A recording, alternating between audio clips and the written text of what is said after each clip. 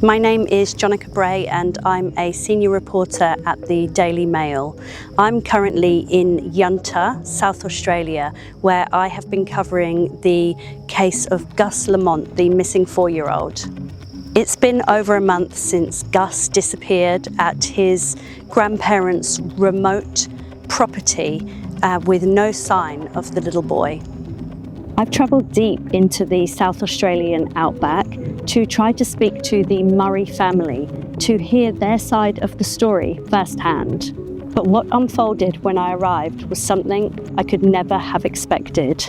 Get out! Are you deaf?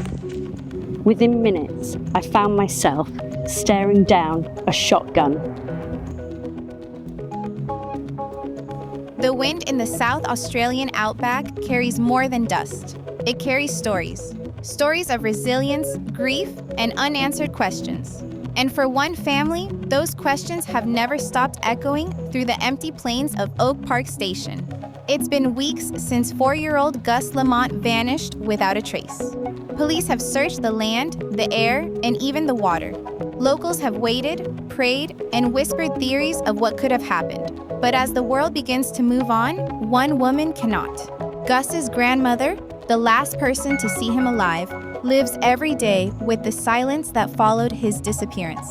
So when a reporter showed up at her property, hoping for a statement, hoping for a glimpse of the truth, what she got instead was a loaded moment of fear. A gun was raised. The message was clear: leave Tien. Why would a grandmother, broken by loss, turn to such a reaction? Was it fear? Was it protection? Or is there something deeper, something the world doesn't yet understand? Before we begin, I'd like you to take a second to support this channel. Please like this video if you care about uncovering the truth. Share it so more people hear Gus's story. Subscribe for more detailed, honest, true crime investigations. And in the comments, tell us where you're watching from and what you believe truly happened that day on the Lamont property. Because sometimes, the silence after tragedy speaks louder than words. According to locals, the day the reporter arrived at Oak Park Station was quiet, eerily quiet, like the land itself was holding its breath. The property sits miles away from the nearest town, surrounded by dry plains and old fences that creak in the wind. It's the kind of place where visitors stand out instantly. The journalist, a young woman from a regional outlet, had been following Gus's disappearance closely. She wasn't there to sensationalize the story, at least not at first. She just wanted answers, anything new that could shed light on the mystery. But when she pulled up near the homestead, something felt off. No dogs barking, no cars outside, no sound except the wind scraping across the metal gate. She called out, "Hello, Mrs. Murray?" At first, there was nothing. Then, a figure stepped out onto the porch. It was Gus's grandmother. Those who've spoken about that encounter said her face looked tired, her eyes empty. She had the look of someone who hadn't slept properly in weeks, maybe months. The reporter introduced herself, said she only wanted to talk, to share Gus's story one more time. But the moment those words left her mouth, everything changed. The grandmother's expression hardened. She told the reporter to leave. Her voice was sharp, protective, almost trembling. The reporter hesitated, taking a few steps closer, trying to explain. That's when the gun appeared, not raised high, not in anger, but in warning. A silent message that the conversation was over before it began. No shots were fired, no one was hurt. But the message was crystal clear. The pain in that house had reached its breaking point. Some locals say she was simply defending her space, that too many outsiders had come poking around since the story broke. Others believe it was something else, something rooted in guilt, fears, or even the burden of knowing more than she could ever say. Whatever the reason, that moment marked a turning point. It wasn't just about a missing boy anymore. It was about what tragedy does to the people left behind. When news broke that a reporter had been turned away, some even said chased off, from the Lamont property at gunpoint, it sent a chill through the entire town. Not just because it was dramatic, but because of what it meant. For weeks, journalists, investigators, and volunteers had been everywhere. They drove up and down the long red dirt roads, knocking on doors, setting up cameras, asking the same painful questions over and over. At first, the Lamonts tolerated it. They were grieving, desperate, clinging to any hope of finding Gus. But something had changed. The day that reporters showed up at the farmhouse, she probably thought she was just doing her job, trying to get one more quote, one more headline. Maybe she wanted to show the grandmother's pain, or maybe she wanted a story that would make people click. Either way, when she stepped onto that porch, she didn't expect what came next. According to whispers around Junta, the grandmother had already been through too much. She hadn't slept properly since Gus vanished. She hadn't eaten much. Every sound outside the house made her heart jump. Some say she'd started keeping the gun nearby, not because she wanted to hurt anyone, but because she feared losing anyone else. So when that reporter appeared uninvited, in a car she didn't recognize, asking questions she couldn't answer, something inside her snapped, not out of anger, out of pain, out of exhaustion, out of the kind of fear that lives deep in your bones. She reportedly shouted at the reporter to leave, pointing the gun just to make her point clear. The reporter left immediately. There was no shooting, no arrests, just silence. And in that silence, the rumors began. The community reacted in different ways. Some people said, "Good on her, they should have left her alone. How much can one woman take?" Others said, "If she's that defensive, maybe she's hiding something." And from there, the story twisted again. Soon, every corner of the town had its own version of what happened, each one darker than the last. People started saying maybe the police hadn't told the full story. Maybe the grandmother knew something. Maybe the truth was buried deeper than the dam. But the truth is deep. No one really knew what happened on that property that day. Only 2 people were there, and neither of them ever spoke publicly about it again. What did happen was this.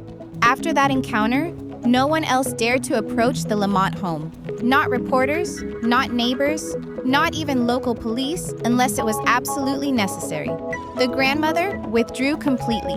The family stopped taking calls. Even when police announced that the dam had been drained with no sign of Gus, the Lamonts didn't make a statement. They stayed behind their gates, surrounded by the quiet emptiness of the outback, and the endless questions that never seemed to fade. By the time the sun set each evening, the hills around Oak Park Station glowed red and gold, just like they did the day Gus disappeared. Only now, that beauty felt cruel, like the land itself was keeping secrets. And as the weeks went by, people in town stopped saying Gus's name out loud. Not because they forgot him, but because every time they said it, their throats tightened and their hearts ached. The mystery had become too heavy to carry, and the silence, the same silence that followed that reporter's visit, became part of the story itself. When the official search was called off, the silence didn't end the story. It only deepened it. People began to talk, to speculate, to fill the void with theories. In a town as small and isolated as Junta, rumors spread faster than wind over dry grass. There were 3 main theories, and each one divided the community.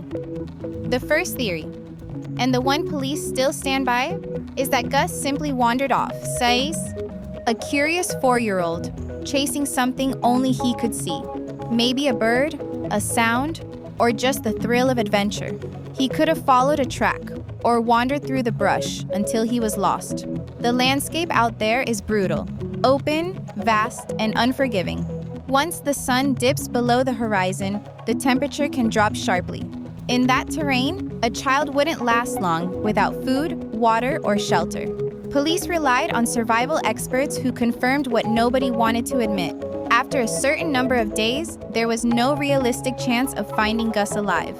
But some locals rejected that idea outright. They said Gus knew the property. He'd lived there his whole life. He was a good walker, used to the dirt, the sounds, and the shapes of the bush. He wouldn't have gone far, one farmer said. That boy knew better. The second theory whispered through the town, that someone took him. People started wondering if a stranger might have been passing through. The Stewart Highway, a lifeline that cuts through the desert, isn't far from Oak Park Station. Truck drivers, travelers, drifters. Anyone could have stopped by, unnoticed. But police quickly dismissed this. They said there was no sign of a vehicle, no strange tire marks, and no evidence of forced entry or struggle. Still, not everyone was convinced. When the grandmother's story about the gun made headlines, some connected dots that might not even exist. They said she was hiding something, or someone, but again, there was no proof. Only fear and the human need to explain the unexplainable. The third theory was darker still. It wasn't about kidnapping or wandering off. It was about the land itself. Old-timers and indigenous trackers spoke quietly about how the outback takes care of its own. That sometimes, when the desert wants silence, it keeps it. Ronald Boland, the Aboriginal tracker who joined the first search, hinted at this when he said, "That little boy deserves respect to go about it on all the right roads. Police will find him. They will. They do what they do best. I do what I do best." Some said Boland was speaking in riddles, that he knew more than he was saying. Others believed he was expressing something spiritual, that the land knows where Gus is, even if people do not. It's the kind of belief that lives deep in Aboriginal culture, a sense that the earth remembers, that it keeps track of every step ever taken upon it. To those who hold that belief, Gus isn't gone. He's simply somewhere, waiting. But in every theory, one thing remained constant. No answers, no fresh clues, no sightings, no movement. Just empty tracks, red dust, and a family caught between grief and guilt. And through it all, the police maintained their stance. No evidence of foul play, no arrests, no suspects, only a missing boy, and a growing storm of questions. Because in the end, everyone wanted the same thing, closure. Whether it was through truth, discovery, or faith, they just wanted to know what happened to Gus Lamont. A month has passed since that quiet evening when 4-year-old Gus Lamont vanished into the red dust. And though the world has moved on to other headlines, Oak Park Station has not. Life there feels paused, like the clocks still tick, but nothing truly moves forward. Every sound, a gust of wind, the creak of a gate, the bark of a dog, feels heavier now. Every evening, as the sun sinks behind the hills, it reminds the family of the moment everything changed. The sand mound where Gus last played still stands, but no one goes near it. His small toys, untouched, sit exactly where he left them. Inside the homestead, the silence carries weight. Gus's grandmother, the one who was watching him that day, has rarely spoken publicly since. When a reporter tried to visit, things escalated, perhaps too far.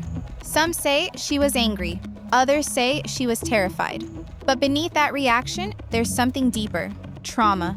When you lose a child, especially under your watch, guilt becomes its own prison. You replay every second. Should I have called sooner? Did I hear something and ignore it? Could I have done more? For her, every question is a wound that never closes.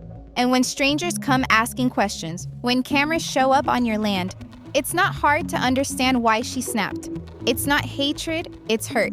The kind of pain that makes you build walls so high that even compassion can't climb over. The town around Oak Park hasn't been the same either. Yunta, once just a sleepy outback stop, now carries a story it never wanted. The locals have grown wary of outsiders, reporters, and online commentators who twist the story into something sensational. One shopkeeper told a journalist, "Every time I see a car pull up with city plates, I hold my breath because I know they're not here for petrol. They're here for gossip." Yet behind that frustration, there's also a deep sadness, a shared loss that binds them all together. Farmers who joined the search, who walked shoulder to shoulder with police, now say they still look out over their paddocks every day, just in case. Some leave a water bowl or a small toy at the fence line. Little gestures of hope, fading but not gone. The local indigenous community has also felt the weight of this mystery.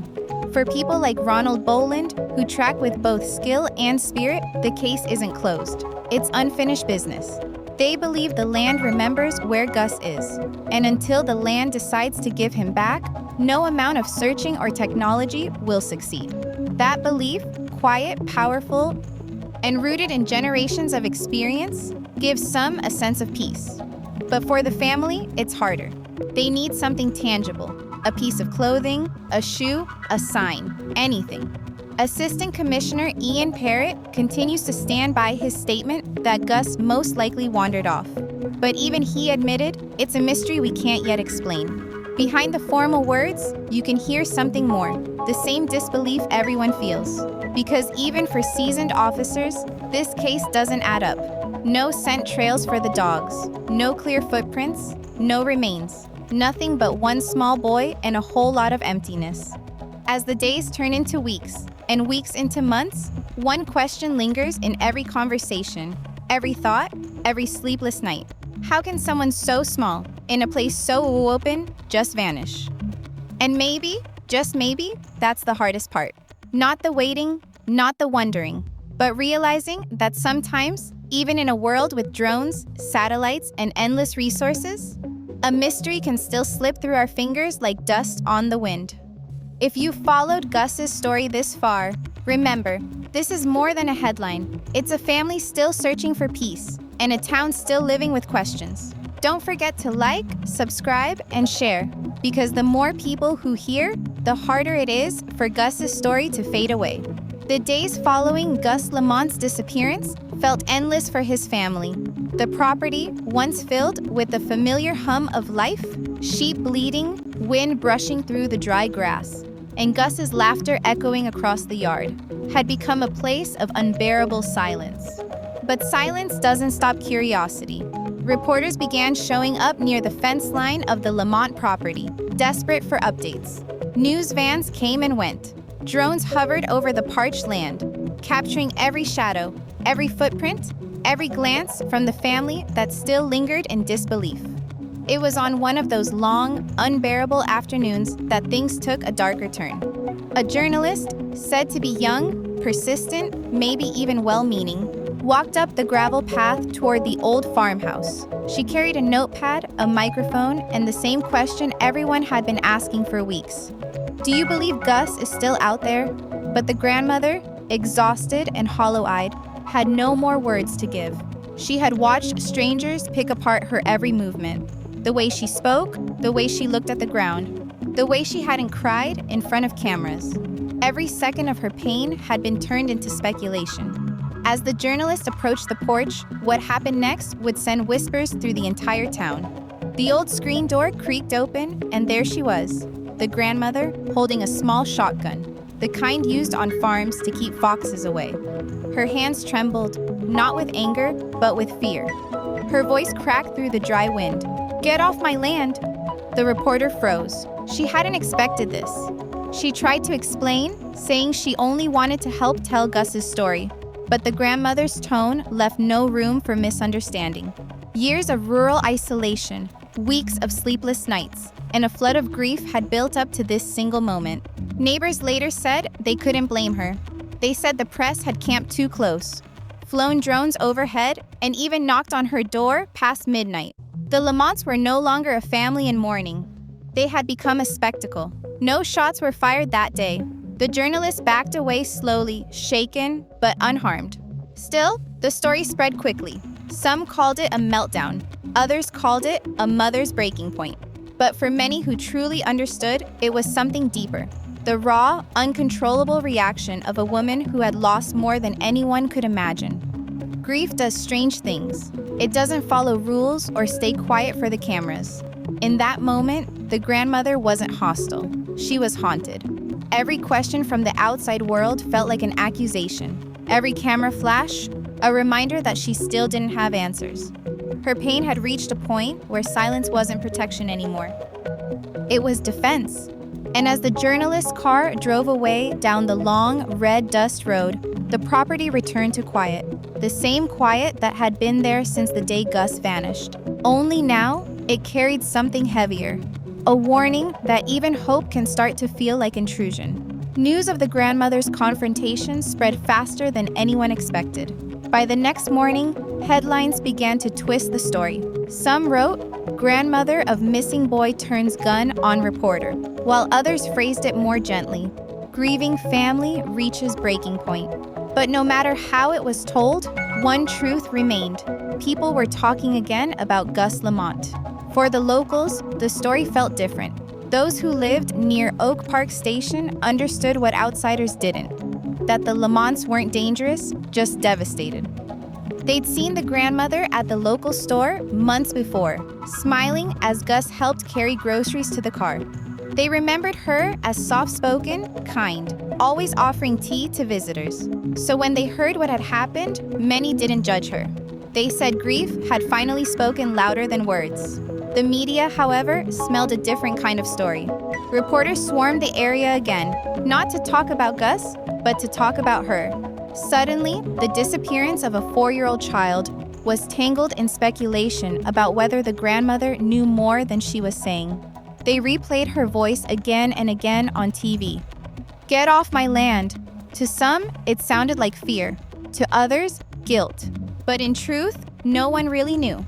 No one could understand what it felt like to wake up each morning to an empty yard. The dirt mound still there, untouched, the toy shovel still lying where Gus left it. No one could understand how heavy that silence had become. The local police, already under pressure, stepped in to calm the situation. They asked the media to back off, calling the incident a private matter. But that did little to stop the online chatter. On social media, rumors grew like wildfire. That the family was hiding something, that the grandmother's reaction meant more than grief. People behind screens, thousands of miles away, suddenly felt they had the right to decide what kind of person she was. It was cruel, but not unexpected. In every tragedy, there comes a point where empathy fades and curiosity turns into judgment. And the Lamont family had reached that point. Even those close to them began keeping their distance, afraid of being caught up in the noise. But in private, some neighbors admitted something strange. They still believed there was more to this story. Not about guilt, not about blame, but about the land itself. A land that had already swallowed too many stories before this one. In the days that followed, the quiet town of Yunta once again found itself at the center of a storm. The confrontation at the Lamont property had stirred up something deeper. Not just media attention, but old fears that had never quite disappeared.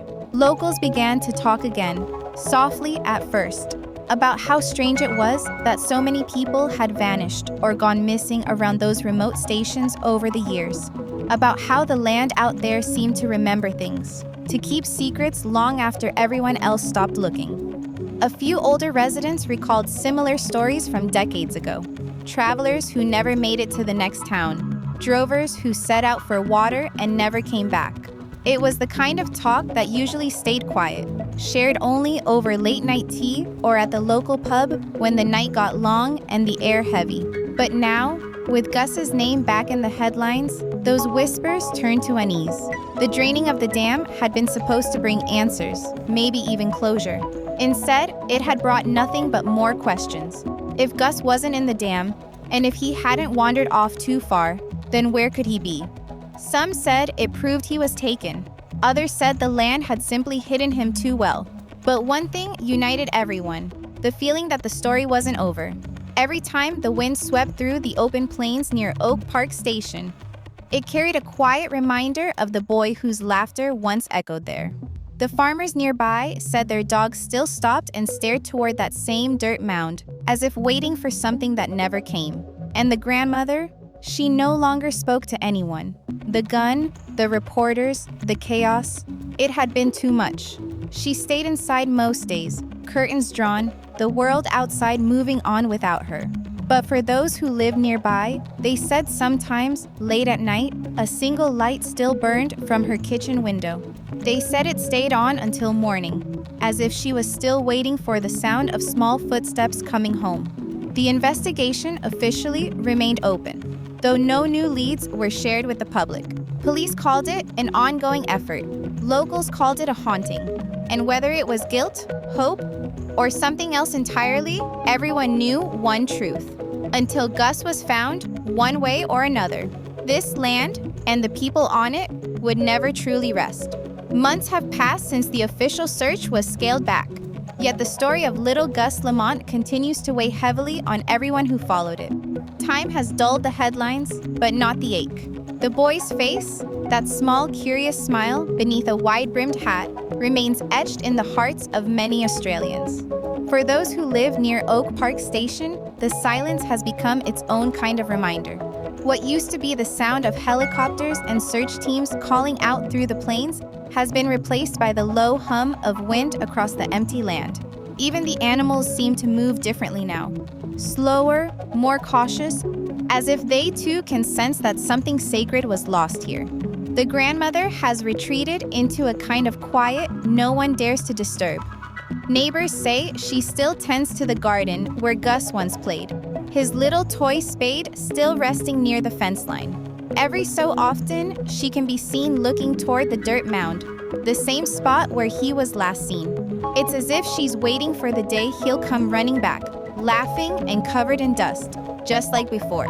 But deep down, everyone knows she isn't waiting for a miracle anymore. She's waiting for peace. Meanwhile, police maintain that all leads remain open. Detectives occasionally return to the area, but their presence has grown quieter, more symbolic than investigative.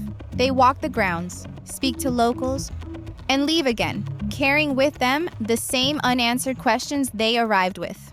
Some community members still hold out hope.